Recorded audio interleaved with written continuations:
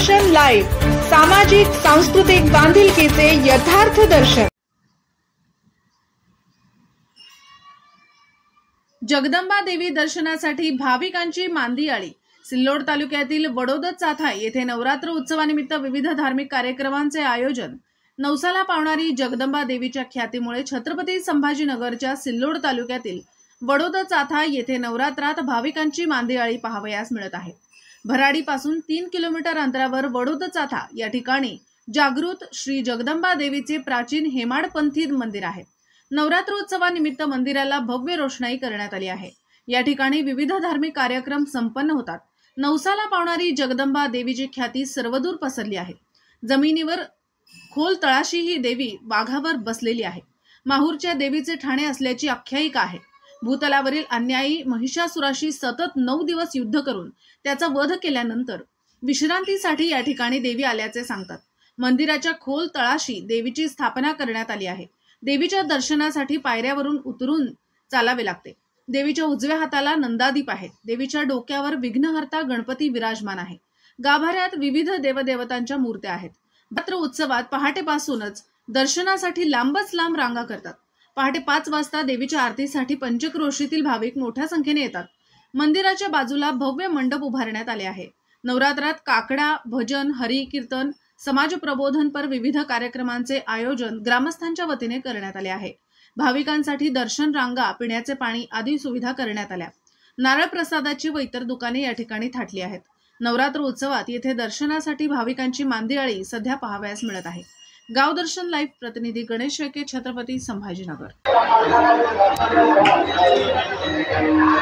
भराडीपासून अवघ्या 3 किलोमीटर अंतरावर वडोद चाथा हे गाव असून या ठिकाणी जगदंबा माता संस्थान या ठिकाणी आहे आणि जगदंबा मातेचं मंदिर या ठिकाणी लोकांनी खूप छानसं असं नवरात्रामध्ये बनवलेलं आहे, सजावट केलेली आहे आणि जगदंबा देवीच्या मंदिरासमोर महादेवाचं मंदिर असून या ठिकाणी सप्ताहाचा कार्यक्रम ठेवण्यात येतो 9 दिवसाचा। पहिल्या दिवसापासून या ठिकाणी बरेच मोठमोठे कार्यक्रमाचं नियोजन या वडोद चाथा येथील गावकरी मंडळींनी केलेलं आहे। या ठिकाणी नवरात्र उत्सव